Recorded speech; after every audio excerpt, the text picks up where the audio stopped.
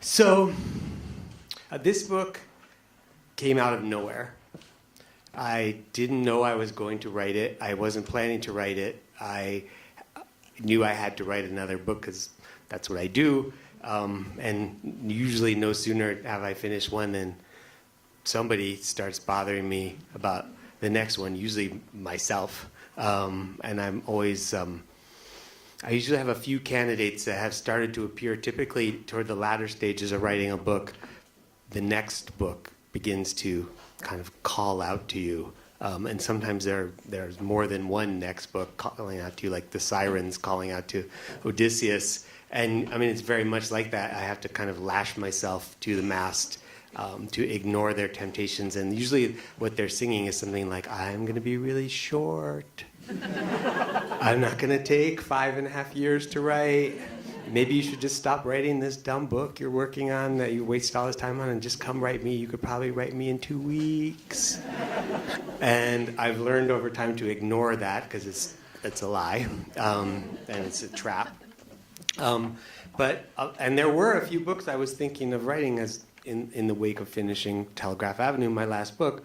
And one of them sort of had won out in my mind, and I was reading for it and researching, and it was going to have a period setting to a degree, and although I wasn't entirely sure what period, and I was trying to get a sense of that, and I was planning and preparing in various ways, and at a certain point I got to a point and I thought, okay, I have all these ideas, and I've just sort of been carrying them around in my mind for a few weeks now.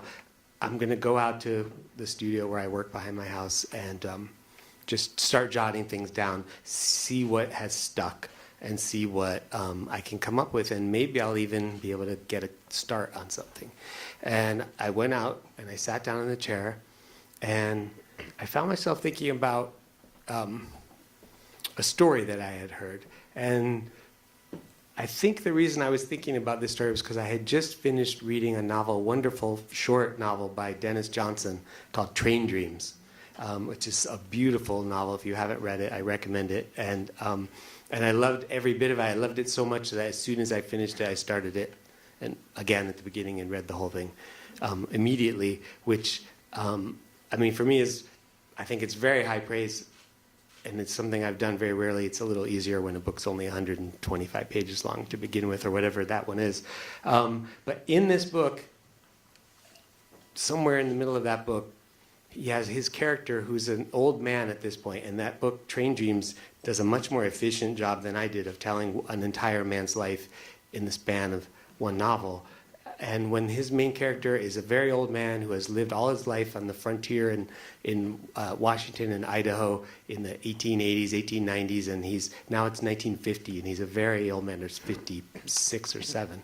And he goes down to the small town in wherever it is, Idaho or Montana, I can't remember, and a transcontinental train has broken down and is waiting for some kind of repair, and people have started to notice that riding on this train is Elvis Presley when he's still young and still, in my memory he's wearing a gold suit, but I don't know if he's really wearing a gold suit, or maybe the narrator just thinks of him as a golden boy.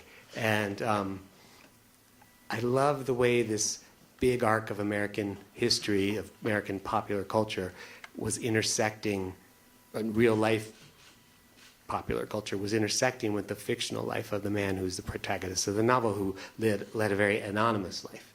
And I think that planted the idea in my head that I found myself thinking about this story that I had heard about my mother's father's brother, my great uncle Jack, who worked most of his life as a salesman, and he worked for a long time for a company in New York that sold printed office forms, invoice pads and all the kind of pre-printed forms that, especially in the old days, that businesses relied on carbon paper and so on. And the story I heard is that one day he worked in the Puck building in New York City, and one day he got fired.